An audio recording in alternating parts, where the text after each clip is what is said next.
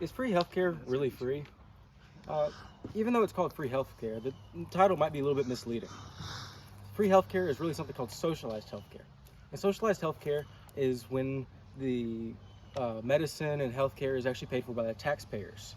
This money comes directly from the taxpayers and is pulled out by taxes from the government.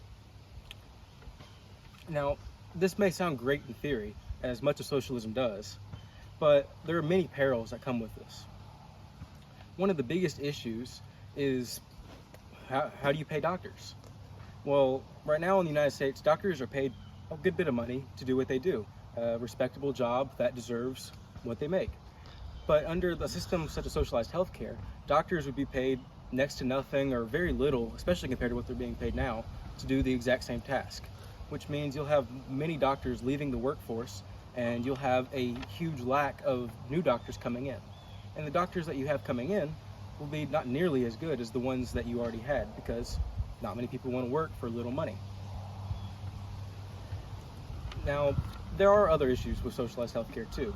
Another huge issue with socialized healthcare is quality of healthcare.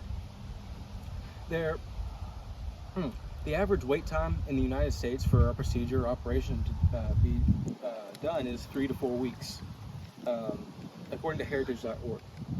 Also, according to them, the average operation time in Canada, a country that uses things like socialized healthcare, is 27 weeks.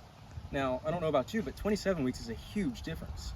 Like, that could be life or death with some cases. Things such as cancer or any form of like bad injury or infection that is potentially life-threatening may not be done in time. Another problem with this is now that each hospital is only given a certain budget to work with. Now, this budget is set by the government and given to them under socialized healthcare.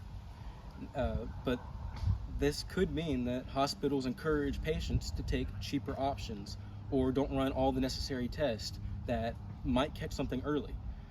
For instance, if you were to catch something such as prostate cancer or anything like that early, it's much more treatable. And in countries with socialized healthcare, they often don't catch this stuff as early.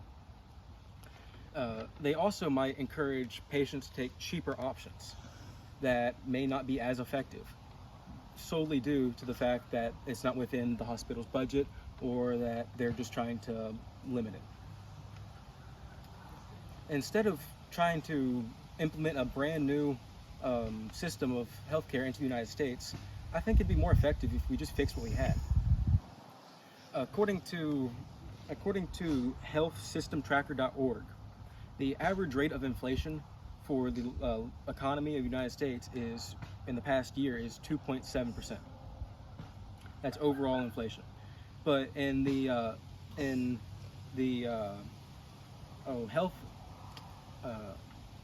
health system, inflation has gone up by 3.2%, which may not seem like a lot, but when you're dealing with millions and millions of dollars, that 5% difference, or a 0.5% difference, is a huge increase. And we can mostly attribute this major increase to insurance companies. So what insurance companies do is, of course, they take your money that you pay for, much like taxes, and in case that there is a operation or something you need, they will cover that. And their hope is that you don't have to have an operation such as this so they can keep your money. But what it's turned to is that hospitals realize that they can just set random prices and the insurance companies will pay them. Now, this may seem fine and all, but if there's someone that has bad health insurance or is lacking health insurance entirely, it pretty much makes it to where they cannot afford a lot of these treatments. So I feel like it would be better to fix the insurance companies' policies we already have, set laws in place that help prevent this type of artificial inflation, and I feel like it would cause a lot less disruption in our current policies and economy than implementing a brand new system that has many points that just simply don't work.